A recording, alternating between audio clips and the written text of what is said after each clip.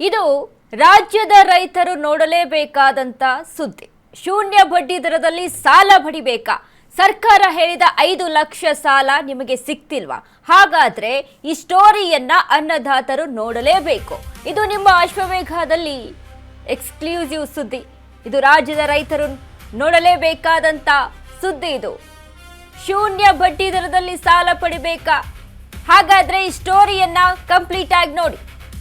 ಸರ್ಕಾರ ಹೇಳಿದಂತ 5 ಲಕ್ಷ ರೂಪಾಯಿ ಸಾಲ ನಿಮಗೆ ಸಿಕ್ತಿಲ್ವಾ? ಹಾಗಾದ್ರೆ ಏನ್ ಮಾಡಬೇಕು? ಹಾಗಾದ್ರೆ ಅನ್ನದಾತರು ಈ ಸ್ಟೋರಿಯನ್ನ ನೋಡಲೇಬೇಕು. ನಿಮ್ಮ ಅಶ್ವವೇಗದಲ್ಲಿ ರೈತರಿಗೆ ಬೇಕಾದ ಸುದ್ದಿ ಇದೀಗ ಸ್ಫೋಟಗೊಳ್ತಾ ಇದೆ. ಸರ್ಕಾರ ರೈತರಿಗೆ ಸಾಲವನ್ನ ನೀಡೋದಕ್ಕೆ ಮುಂದಾಗಿದೆ. ಶೂನ್ಯ ಬಡ್ಡಿ ದರದಲ್ಲಿ ಸಾಲವನ್ನ ಪಡಿಬೇಕಾದ್ರೆ ಏನ್ ಮಾಡ್ಬೇಕಪ್ಪ? ಸಾಲಕ್ಕೆ ಇನ್ನೂ ಅರ್ಜಿ ಹಾಕಿಲ್ಲ, ಸಾಲ ನಮ್ಗಿನ್ನೂ ಸಿಗ್ತಾನೆ ಇಲ್ಲ ಅಂತ ನೋಡಿದ್ರೆ ಅಂದ್ರೆ 5 ಲಕ್ಷ ರೂಪಾಯಿ ಸಾಲ. ಹಾಗಾದ್ರೆ ಅನ್ನದಾತರು ಈ ಸ್ಟೋರಿಯನ್ನ ನೋಡಲೇಬೇಕು. ನಿಮ್ಮ ಅಶ್ವವೇಗದಲ್ಲಿ ರೈತರಿಗೆ ಬೇಕಾದ ಸುದ್ದಿ ಇದೀಗ ಸ್ಫೋಟಗೊಳ್ತಾ ಇದೆ. ಸರ್ಕಾರ ಎಷ್ಟೋ ಸೌಲಭ್ಯಗಳನ್ನ ಕೊಡುತ್ತೆ ರೈತರಿಗೆ, ಬಟ್ ಆ ಸೌಲಭ್ಯಗಳನ್ನ ಪಡೆದುಕೊಳ್ಳೋದು ಹೇಗೆ ಅನ್ನೋದು ಎಷ್ಟೋ ರೈತರಿಗೆ ಅದ್ರ ಬಗ್ಗೆ ಗೊತ್ತಿರೋದಿಲ್ಲ. ಹೀಗಾಗಿ ಎಷ್ಟೋ ಯೋಜನೆಗಳು, ಎಷ್ಟೋ ಅವಕಾಶಗಳು ರೈತರು ಕೈ ತಪ್ಪಿಸ್ಕೊಳ್ತಾರೆ. ಇದೀಗ 5 ಲಕ್ಷ ರೂಪಾಯಿ ಸಾಲ ರೈತರಿಗೆ ಇದು ಸಿಕ್ತಿಲ್ಲ ಅಂತ ಅಂದ್ರೆ ಏನ್ ಮಾಡಬೇಕು? ಇನ್ನೂ ಅರ್ಜಿನೇ ಹಾಕಿಲ್ಲ ಅಂತ ಅಂದ್ರೆ ಶೂನ್ಯ ಬಡ್ಡಿ ದರ 0%, ಶೂನ್ಯ ಬಡ್ಡಿ ದರದಲ್ಲಿ ಸಿಗುವಂತ ಸಾಲ ರೈತರಿಗೆ ಎಲ್ಲರೂ ಕೂಡ ಉಪಯೋಗ ಮಾಡ್ಕೊಳ್ಳಿ. ಒಂದಿಷ್ಟು ಕಂಡೀಷನ್ಸ್ ಇರುತ್ತೆ, ಇಷ್ಟೇ ಎಕರೆ ಇರಬೇಕು, ಇಷ್ಟೇ ರೀತಿಯಾಗಿ ಹೊಲ ಇರಬೇಕು ಅಂತೆಲ್ಲ. ಸೊ ಅವನ್ನೆಲ್ಲವನ್ನ ಕೂಡ ಗಮನಿಸಬೇಕಾಗುತ್ತೆ. ಇನ್ನು ನೋಡಿ, ಒಂದ್ ಕಡೆ ರೈತರಿಗೆ ಅಂದ್ರೆ ಸಮಸ್ಯೆಗಳು ಎದುರಿಸ್ತಾನೆ ಇರ್ತಾರೆ. ಈ ಹಿಂದೆ ಕೂಡ ಕ್ರಾಪ್ ಇನ್ಶೂರೆನ್ಸ್ ಮಾಡಿಸ್ಬೇಕು ಅಂತ ಅಂದಾಗ, ಬೆಳೆ ವಿಮೆ ಮಾಡಿಸ್ಬೇಕು ಅಂತ ಅಂದಾಗ ಆಗ್ಲೂ ಕೂಡ ಒಂದಿಷ್ಟು ತೊಂದರೆಗಳು ಎದುರಾಗಿತ್ತು. ಬ್ಯಾಂಕ್ಗಳಿಗೆ ಹೋದ್ರೆ ಅಲ್ಲಿ ಇನ್ಶೂರೆನ್ಸ್ ಅನ್ನ ಮಾಡಿಸ್ಕೊಳ್ತಿಲ್ಲ ಅನ್ನುವಂತ ನಿಟ್ಟಿನಲ್ಲಿ ಒಂದಿಷ್ಟು ಕಂಪ್ಲೇಂಟ್ಗಳು ರೈಸ್ ಆಗಿತ್ತು. ಇದೀಗ ಶೂನ್ಯ ಬಡ್ಡಿ ಕೃಷಿ ಸಾಲ ಘೋಷಣೆ ಮಾಡಿದೆ ರಾಜ್ಯ ಸರ್ಕಾರ. 3 ಲಕ್ಷದಿಂದ 5 ಲಕ್ಷಕ್ಕೆ ಸಾಲ ಮೊತ್ತ ಏರಿಕೆ ಮಾಡಿದೆ ಸರ್ಕಾರ. ಸರ್ಕಾರ ಹೇಳಿದ್ದು 5 ಲಕ್ಷ, ಆದ್ರೆ ಸಿಕ್ತಿರೋದು 3 ಲಕ್ಷ ಸಾಲ. 5 ಲಕ್ಷ ಶೂನ್ಯ ಬಡ್ಡಿ ಕೃಷಿ ಸಾಲ ಯೋಜನೆ ಜಾರಿಯಲ್ಲಿ ಗೊಂದಲ ಉಂಟಾಗಿದೆ.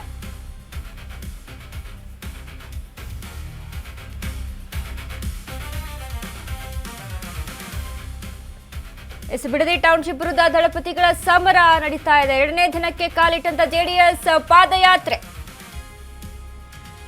ಬಿಡದಿ ಟೌನ್ಶಿಪ್ ವಿರೋಧಿಸಿ ಪಾದಯಾತ್ರೆಗೆ ಮುಂದಾಗಿದ್ದಾರೆ ದಳಪತಿಗಳು. ನಿಖಿಲ್ ಕುಮಾರಸ್ವಾಮಿ ನೇತೃತ್ವದಲ್ಲಿ ಹೋರಾಟ ನಡೀತಾ ಇದೆ. ಬಿಜಿಎಸ್ ಸರ್ಕಲ್ಗೆ ನಿಖಿಲ್ ಕುಮಾರಸ್ವಾಮಿ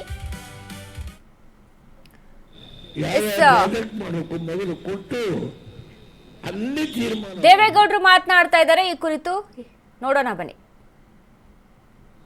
ಪಾಪ ಹೊಟ್ಟೆ ಮೇಲೆ ಹೊಡೆದು ನೀವು ಏನು ಯಾವ ಉದ್ದೇಶಕ್ಕೆ ಸಿದ್ದರಾಮಯ್ಯ ಸರ್ಕಾರದಲ್ಲಿ ನೀವು 5 ಕಾರ್ಪೊರೇಷನ್ ಮಾಡಿದ್ರಿ. ಅದರಲ್ಲಿ ರಾಮನಗರ ಒಂದು ಕಾರ್ಪೊರೇಷನ್. ನಿಜ, ಯಾವ ಪುರುಷಾರ್ಥಕ್ಕೆ ಬಿಡದಿ ಜಮೀನು ತೆಗೆದುಕೊಡ್ಬೇಕು ಕಾರ್ಪೊರೇಷನ್ ಮಾಡಿದ್ರ? ಇಲ್ಲಿ ಯಾರಾದರೂ ಬಿಡದಿಯವರು ನಮಗೆ ನಿವೇಶನ ಬೇಕು ಅಂತ ಅರ್ಜಿ ಹಾಕಿದ್ದಾರ? ರಾಮನಗರದವರೇನಾದರೂ ನಮಗೆ ನಿವೇಶನ ಬೇಕು ಅಂತ ಅರ್ಜಿ ಹಾಕಿದ್ದಾರ? ಬೆಂಗಳೂರಿನವರು ಯಾರಾದರೂ ನಮಗೆ ನಿವೇಶನ ಬೇಕು ಅಂತ ಅರ್ಜಿ ಹಾಕಿದ್ದಾರ? ಹೇಳಿ, ದಯಮಾಡಿ ಹೇಳಿ. ಡಿ ಕೆ ಶಿವಕುಮಾರ್ ಅವರೇ, ದಯಮಾಡಿ ಹೇಳಿ. ನೀವು ರಾಜ್ಯ ಆಡಬೇಕು, ನಮ್ದೇನು ತಕರಾರಿಲ್ಲ. ಆದರೆ ಎಲ್ಲಿಯವರೆಗೆ ನೀವು ರೈತರ ಹೊಟ್ಟೆಯ ಮೇಲೆ ಹೊಡೆಯಲಿಕ್ಕೆ ಹೋಗ್ತಿರೋ ಅಲ್ಲಿಯವರೆಗೆ ಈ ರಾಜ್ಯದಲ್ಲಿ ಕುಮಾರಸ್ವಾಮಿ ಅವರ ನೇತೃತ್ವದಲ್ಲಿ, ನಿಖಿಲ್ ಕುಮಾರಸ್ವಾಮಿ ಅವರ ನೇತೃತ್ವದಲ್ಲಿ ದೇವೇಗೌಡನಿಗೆ 93 ವರ್ಷ ಆಗಿರಬಹುದು. ನಾನು ಯಾವ ಕಾರಣದಿಂದ ಬರೆದಿಟ್ಕೊಳ್ಳಿ. ನನ್ನ ರೈತರ ಹೊಟ್ಟೆಯ ಮೇಲೆ ಹೊಡೆದು ನಿಮ್ಮ ಸೌದೆಯನ್ನು ಕಟ್ಟಲಿಕ್ಕೆ ಡೆಲ್ಲಿಯಲ್ಲಿ ನೀವೇನು ಯಾರ್ಯಾರಿಗೆ ಏನೇನು ಭರವಸೆ ಕೊಟ್ಟು ಬಂದಿದ್ದೀರೋ ಮುಖ್ಯಮಂತ್ರಿ ಆಗಲಿಕ್ಕೆ, ಸಿದ್ದರಾಮಯ್ಯವ್ರನ್ನ ತೆಗೆದು ಮುಖ್ಯಮಂತ್ರಿ ಆಗಲಿಕ್ಕೆ ನೀವು ಯಾರ್ಯಾರಿಗೂ ಸಹಾಯ ಮಾಡ್ತೀನಿ ಅಂತ ಹೇಳಿ ಬಂದಿದ್ದೀರೋ ಆ ಸಹಾಯವನ್ನು ಮಾಡಲಿಕ್ಕೆ ಇಲ್ಲಿ ರೈತರ ಹೊಟ್ಟೆಯನ್ನು ಹೊಡೆದು ಈ ಜಮೀನನ್ನು ಯಾರಿಗೆ ಕೊಡ್ಲಿಕ್ಕೆ, ಯಾವ ಕಂಪನಿಗೆ ಕೊಡ್ಲಿಕ್ಕೆ, ಯಾವ ಇಲ್ಲಿ ಲೇಔಟ್ ಮಾಡಲಿಕ್ಕೆ ಮುಂದೆ ಬಂದಿದ್ದಾರೆ ಹೇಳಿ, ಸತ್ಯ ಹೇಳಿ. ದಯಮಾಡಿ ಕೈ ಮುಗಿದು ಪ್ರಾರ್ಥನೆ ಮಾಡ್ತೇನೆ. ಇವತ್ತು ನೀವು ಹೇಳಿದಿರಿ ಅವರ ಹೇಳಿಕೆಯಲ್ಲಿ ನಾನು ಒತ್ತಾಯ ಮಾಡೋದಿಲ್ಲ,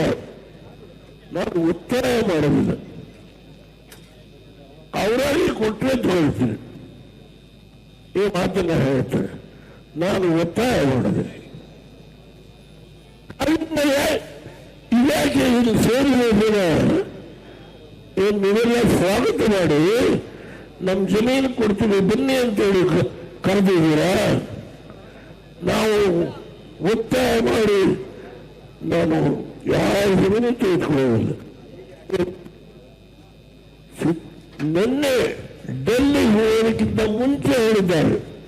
ಇವತ್ತು ಒಂದು ನಾನಾಗಲೇ ಹೇಳಿದ್ದೇನೆ, ಗೊತ್ತಿದ್ದಾರೆ 314 ಒಟ್ಟು ಭೂಮಿ ಎಕರೆ, ಅರಳಸಂದ್ರ 1494, ಮುಳ್ಳಬಾಳ್ಯ 71, ಕೆಂಪನಪಾಳ್ಯ 784,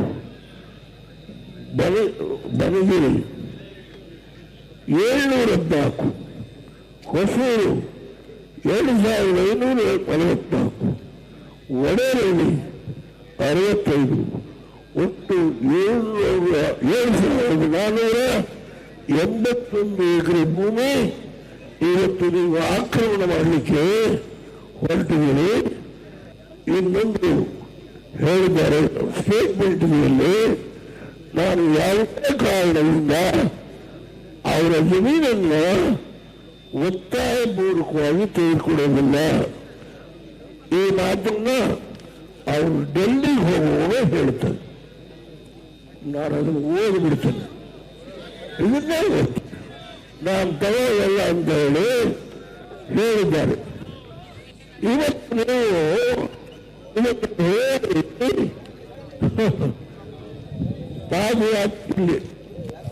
ಟೌನ್ಶಿಪ್ ಇಲ್ಲಲ್ಲ, ಯಾರು ಬಲವಂತದಿಂದ ಭೂ ಸ್ವಾಧೀನವಿಲ್ಲ, ಬಲವಂತದಿಂದ ಭೂ ಸ್ವಾಧೀನ ಇಲ್ಲ. DK ಶಿವಕುಮಾರ್ ಅವರು ಹೇಳಿರ್ತಕ್ಕಂಥ ಮಾತು ಅದನ್ನು ಉಳಿಸ್ತಾರೆ. ಇವತ್ತಿಲ್ಲಿ ಸೇರಿರ್ತಕ್ಕಂಥ ಏನು ನಮ್ಮ ಪಕ್ಷದ ಶಾಸಕರು, ನಮ್ಮ ಶಾಸಕರು ಪುಟ್ಟರಾಜರು, ಅನೇಕ ನಮ್ಮ ವಿಧಾನ ಪರಿಷತ್ತಿನ ಸದಸ್ಯರು, ಕರಿಯನ್ನೂರು ಮತ್ತೊಂದು ಬಹಳ ಜನ ಏನು ಸೇರಿದೆ, ಇವರೆಲ್ಲ ಬಂದಿರ್ತಕ್ಕಂಥದ್ದು ನಮ್ಮ ರೈತ ಹೊಟ್ಟೆ ಮೇಲೆ ಹೊಳಿಬೇಡಿ. ನಾವು ಯಾವುದೇ ಕಾರಣದಿಂದ ಇದಕ್ಕೆ ಅವಕಾಶ ಕೊಡೋದಿಲ್ಲ ಅಂತ ಹೇಳಿ ಇವತ್ತಿಲ್ಲಿ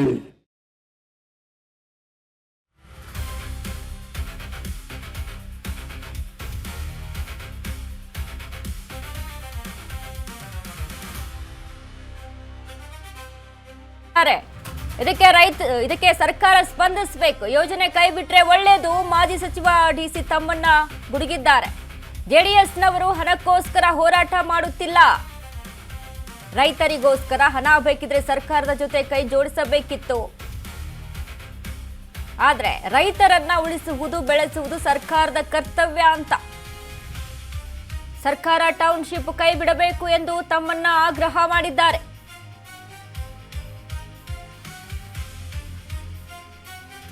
ಸರ್ಕಾರ ಎಚ್ಚೆತ್ತುಕೊಂಡ್ರೆ ಅವರಿಗೆ ಒಳ್ಳೆಯದು ಅಂತ ತಮ್ಮನ್ನ ಹೇಳ್ತಾ ಇರುವಂಥದ್ದು. ರೈತರು ಸತತ ಈ 100 ದಿನದಿಂದ ಹೋರಾಟ ಮಾಡ್ತಾ ಇದ್ದಾರೆ.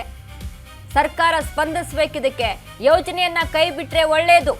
ಮಾಜಿ ಸಚಿವ ಡಿಸಿ ತಮ್ಮಣ್ಣ ಗುಡುಗಿದ್ದಾರೆ. ಜೆಡಿಎಸ್ನವರು ಹಣಕ್ಕೋಸ್ಕರ ಈ ಹೋರಾಟ ಮಾಡ್ತಾ ಇಲ್ಲ, ಯಾವುದೇ ರಾಜಕೀಯಕ್ಕೋಸ್ಕರ ಮಾಡ್ತಾ ಇಲ್ಲ.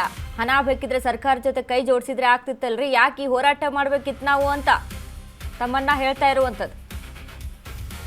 ರೈತರನ್ನ ಉಳಿಸುವುದು, ಬೆಳೆಸುವುದು ಸರ್ಕಾರದ ಕರ್ತವ್ಯ, ಅದನ್ನ ಮಾಡಬೇಕು. ಅದನ್ನ ಹೊರತುಪಡಿಸಿ ಈ ರೀತಿಯಾಗಿ ರೈತರಿಗೆ ಅನ್ಯಾಯ ಮಾಡಿಕೊಡುದು ಅಂತ, ನಮ್ಮ ಭೂಮಿ ನಮ್ಮ ಸ್ವತ್ತು ಅನ್ನುವಂತಹ ವಿಚಾರಕ್ಕೆ ಸಂಬಂಧಪಟ್ಟಂತೆ ಮಾಜಿ ಮಿನಿಸ್ಟರ್ ಡಿಸಿ ತಮ್ಮಣ್ಣರನ್ನ ನಮ್ಮ ಪ್ರತಿನಿಧಿ ಜೀವನ್ ಗೌಡ ಮಾತನಾಡಿಸಿದ್ದಾರೆ. ಬನ್ನಿ ನೋಡೋಣ. ಎರಡನೇ ದಿನದ ಪಾದಯಾತ್ರೆಗೆ ಮಾಜಿ ಸಚಿವರಾದಂತಹ ಡಿಸಿ ತಮ್ಮಣ್ಣ ಅವರಿದ್ದಾರೆ. ಅವ್ರನ್ನ ಮಾತಾಡಿಸ್ತಾ ಹೋಗೋಣ. ಸರ್, ಮೊದಲಿಗೆ ಈ ಒಂದು ಪಾದಯಾತ್ರೆಯನ್ನ ನಿನ್ನೆಯಿಂದನೇ ಆರಂಭ ಮಾಡಿದ್ದಾರೆ. ಈ ಒಂದು ಪಾದಯಾತ್ರೆಗೆ ಸರ್ಕಾರ ಎಚ್ಚೆತ್ತುಕೊಳ್ಳುತ್ತಾ ಸರ್? ಅಲ್ಲ, ಎಚ್ಚೆತ್ಕೊಳ್ಳೋದು ಇಲ್ಲ ಬಿಡ್ತದೋ ಅದು ಅವ್ರಿಗೆ ಸೇರಿದಂಥ ವಿಚಾರ. ನಾವು ಎಚ್ಚೆತ್ಕೋಬೇಕು ಅಂತ ಭಾವಿಸಿದ್ದೀವಿ. ಎಚ್ಚೆತ್ಕೊಂಡ್ರೆ ಅವ್ರಿಗೆ ಒಳ್ಳೆಯದು, ಸರ್ಕಾರಕ್ಕೂ ಒಳ್ಳೆಯದು. ಅದರಿಂದ ಈ ಮಧ್ಯೆ ಪಕ್ಷಗಳ ಮಧ್ಯೆ ದ್ವೇಷ ಭಾವನೆ ಬೇಡ. ನಿಜವಾದ ರೈತರಾಗಿರೋದ್ರಿಂದ 500 ದಿವಸ ಮೇಲ್ಪಟ್ಟು ಸತತವಾಗಿ ಹೋರಾಟ ಮಾಡ್ತಾ ಇದ್ದಾರೆ. ಬರೀ ಹಣಕ್ಕೋಸ್ಕರ ಆಗಿದ್ರೆ ಅವ್ರು ಇಷ್ಟೊತ್ತಿಗೆ ಆಗ್ಲೇನೆ ಧರಣಿಯನ್ನ ಕೈ ಬಿಟ್ಟು ನಿಮ್ ಸರ್ಕಾರದ ಜೊತೆ ಕೈ ಜೋಡಿಸ್ತಾ ಇದ್ರು.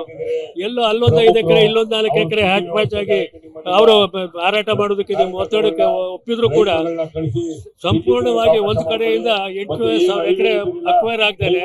ಇಲ್ಲಿ ಅಭಿವೃದ್ಧಿ ಮಾಡೋದು ಸಾಧ್ಯ ಆಗೋದಿಲ್ಲ. ಆ ಜಮೀನ ಅಲ್ಲಿ 10 ಎಕರೆ 20 ಎಕರೆ ತಗೊಂಡು ಮುಂದೆ ಸರ್ಕಾರ ಏನ್ ಮಾಡ್ತೀರಿ? ಅದ್ರಲ್ಲಿ ಏನ್ ಮಾಡೋಕ್ಕಾಗುತ್ತೆ? ಅಭಿವೃದ್ಧಿ ಮಾಡೋಕ್ಕಾಗುತ್ತೆ? ಯಾರಿಗೋ ಬೇಕಾದವ್ರಿಗೆ ಮುಂದೆ ದಿವಸ ಮಾರಾಟ ಮಾಡ್ಕೊಂಡು ಹೋಗ್ತೀವಿ. ಅದರಿಂದ ರೈತ ಸಮುದಾಯ ಉಳಿಯುವುದಿಲ್ಲ. ರೈತ ಸಮುದಾಯನ ಉಳಿಸ್ಬೇಕಾದ್ದು, ಬೆಳೆಸ್ಬೇಕಾದ್ದು ಯಾವುದೇ ಸರ್ಕಾರದ ಕರ್ತವ್ಯ. ಅದರಿಂದ ಅವರ ಮನಸ್ಸಲ್ಲಿ ಇರ್ತಕ್ಕಂಥ ಕಿಚ್ಚನ್ನ ಅರ್ಥಕೊಳ್ಳಿ. ಮುಂದಿನ ದಿವಸಗಳಲ್ಲಿ ಸರ್ಕಾರಕ್ಕೆ ಒಳ್ಳೇದಾಗಬೇಕು ಅಂತ ಹೇಳಿದ್ರೆ ತಕ್ಷಣ ಈ ಬಿಡದಿಗೆ ಇದನ್ನ ಕೈ ಬಿಡಿ, ಟೌನ್ಶಿಪ್ ಇದನ್ನ ಕೈ ಬಿಡಿ ಅಂತ ಹೇಳಿ ಸರ್ಕಾರಕ್ಕೆ ಮನವಿ ಮಾಡಿ. ಸರ್, ಮತ್ತೆ ಈ ಹಿಂದೆ ಏನು ಸಮಿತಿಯನ್ನ ಮಾಡ್ತೀವಿ ಅಂತ ಕೂಡ ಹೇಳಿದ್ರು. ಆದ್ರೆ ಪಾದಯಾತ್ರೆ ಆರಂಭವಾಗಬೇಕಾದ್ರೆ ಎಲ್ಲೋ ಒಂದು ಸರ್ಕಾರದ ಒಂದು ಆಡ್ ಕೊಡೋದಾಗಿರ್ಬೋದು, ಅಥವಾ ಈಗ ಸಮಿತಿಯನ್ನ ಈಗ ಮೊನ್ನೆ ರಚನೆ ಮಾಡಿದ್ದಾರೆ ಸರ್, ಈ ಬಗ್ಗೆ ಏನ್ ಹೇಳ್ತೀರಾ? ಇದು 500 ದಿವಸದಿಂದ ಇಲ್ಲದೆ ಇರ್ದು ಇವಾಗ ಪಾದಯಾತ್ರೆ ಶುರು ಮಾಡಿದ್ಮೇಲೆ ಸರ್ಕಾರ ಕಮಿಟಿ ಮಾಡಿರೋದು ಇದು ನಾಟಕೀಯವಾದಂಥ ವಿಚಾರ. ಇದು ಅವಾಗಲೇ ಯಾಕೆ ಮಾಡಲಿಲ್ಲ? ಮುಂದೆನೆ ಮೊದಲೇ ಮಾಡಿ ಅವರ ಅಭಿಪ್ರಾಯ ತಗೊಂಡು ರೈತರ ಅಭಿಪ್ರಾಯ ಪಡೆದು ಯಾಕೆ ನೋಟಿಫಿಕೇಶನ್ ಬೇಡ ಅಂದ್ರೂ ಫೈನಲ್ ನೋಟಿಫಿಕೇಶನ್ ಯಾಕೆ ಮಾಡಬೇಕಾಗಿತ್ತು? ಫೈನಲ್ ನೋಟಿಫಿಕೇಶನ್ ಮಾಡಬೇಕಾದ್ರೆ ಎಲ್ಲಾ ರೈತರ ಅಭಿಪ್ರಾಯವನ್ನು ಪಡೆದು 100ಕ್ಕೆ 80ಕ್ಕಿಂತ ಹೆಚ್ಚು ಭಾಗ ಜನರು ಒಲವು ತೋರಿಸಿದ್ರೆ ಮಾತ್ರ ಭೂ ಸ್ವಾಧೀನ ಮಾಡೋದಕ್ಕೆ ಅವಕಾಶ ಇದೆ. ಇವರು ಸುಳ್ಳು ಮಾಹಿತಿಗಳನ್ನು ಕೊಟ್ಟು ಒಪ್ಪಿದ್ದಾರೆ, ಇಲ್ಲಿ ಒಪ್ಪಿದ್ದಾರೆ ಎಂದು ಅದಾಗೋದಿಲ್ಲ. ಇವಾಗ್ಲೂ ಸರ್ಕಾರ ಪ್ರತಿಷ್ಠೆಯನ್ನ ಕೈಬಿಟ್ಟು ಈ ಬಿಡದಿ ಟೌನ್ಶಿಪ್ ವಿಚಾರವನ್ನು ಕೈ ಬಿಡ್ಲಿ ಅಂತ ಹೇಳಿ ಸರ್ಕಾರ ಹಾಗೂ ಸಿಎಂಗೆ ಯಾಕಿಷ್ಟು ಪ್ರೀತಿ ಸರಿ ಒಂದು ಟೌನ್ಶಿಪ್ ಅನ್ನ ಮಾಡ್ಲಿಕ್ಕೆ? ಅದು ಅವ್ರಿಗೇನೆ ಗೊತ್ತು ಯಾತಕ್ಕೆ ಅಂತ. ಜನನೇ ಅರ್ಥ ಮಾಡ್ಕೋಬೇಕು, ಅವರು ಅರ್ಥ ಮಾಡ್ಕೋಬೇಕು. ಅದರಿಂದ ಏನು ವೈಯಕ್ತಿಕ ಲಾಭ ಇದ್ರೆ ಅದನ್ನ ಬಿಡಿ, ಇದು ಟೌನ್ಶಿಪ್ ಇದನ್ನ ಕೈ ಬಿಡಿ ಅಂತ ಹೇಳಿ ಮನವಿ ಮಾಡ್ತೀವಿ. ಇದಿಷ್ಟು ಮಾಜಿ ಸಚಿವರಾದಂತಹ ಡಿಸಿ ತಮ್ಮಣ್ಣ ಅವರ ಮಾತಾಗಿರುವಂತದ್ದು. ಕ್ಯಾಮ್ರಾ ಪರ್ಸನ್ ನಿಶಾಂತ್ ಜೊತೆ ಜೀವನ್, ಅಶ್ವವೇಗ ನ್ಯೂಸ್, ಬಿಡದಿ.